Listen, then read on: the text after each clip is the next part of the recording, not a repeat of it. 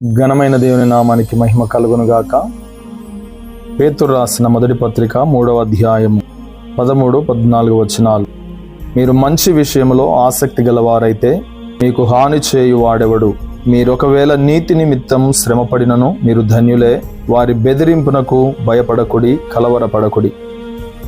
ప్రియమైన దేవుని సంగమా, దేవుని ప్రజలారా, నేటి దినాలలో క్రైస్తవులను బెదిరిస్తూ ఆందోళనకు గురి చేయడానికి ప్రయత్నిస్తున్న ప్రజల మధ్యలో మనం నివసిస్తూ ఉన్నాం. క్రీస్తుకు విరోధంగా, క్రీస్తు యేసును అనుసరిస్తున్నటువంటి దేవుని ప్రజలకు విరోధంగా మాట్లాడుతున్న వాళ్ళు, హింసిస్తున్న వారు క్రీస్తు కాలం నుండి నేటి దినం వరకు ఉన్నారు. ఎవరు ఏ విధంగా బెదిరించినా, ఎవరు ఏ విధంగా కలవరపరిచినా భయపడకండి. ఎందుకంటే నీతి నిమిత్తం మీరు హింసించబడతారని, నా నామము నిమిత్తం మీరు అవమానపరచబడతారని యేసుక్రీస్తు ప్రభుల వారు ఎప్పుడో చెప్పాడు.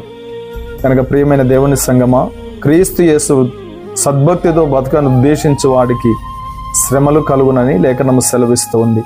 గనుక ప్రభువైన యేసుక్రీస్తు నామముని విషయంలో నీకు హింస కలుగుతుంది, మరణమైనను కలగవచ్చును. అలాగున దైవ సేవకులను అనేక మందిని ఆయా కాలములో, ఆయా తరములలో చంపుతూ దేవుని నామానికి విరోధంగా నడుచుకుంటున్నటువంటి దుష్ట సంబంధులు చాలామంది ఉన్నారు.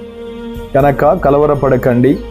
క్రీస్తు యేసు శరీరమందు ఏ విధంగా శ్రమపడ్డాడో అట్టి మనస్సును మీరు కూడా ధరించుకోండి 4వ అధ్యాయం 1వ వచనంలో చెబుతున్నాడు పేతురు భక్తుడు.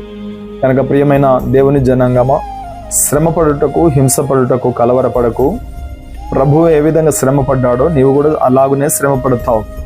ప్రభువు ఏ విధంగా అవమానపరచబడ్డాడో నీవు ఆ విధంగానే అవమానపరచబడతావు. కనుక కలవరపడకుండా క్రీస్తు యేసును బట్టి శ్రమలలో ఆనందిస్తూ ఆయన కొరకు మరణించడానికి కూడా అప్పగించుకోగలిగిన ఆధ్యాత్మిక సామర్థ్యము కలుగునట్లుగా ప్రభు సన్నిధిలో ప్రార్థన చేయి, ప్రభుకు అప్పగించుకో.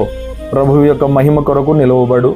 అట్టి కృపను దేవుడు నీకు అనుగ్రహించి శ్రమలలో ఆయన సన్నిధి నీకు తోడుగా ఉంచి ధైర్యపరిచి నడిపించునుగాక. ఆమెన్.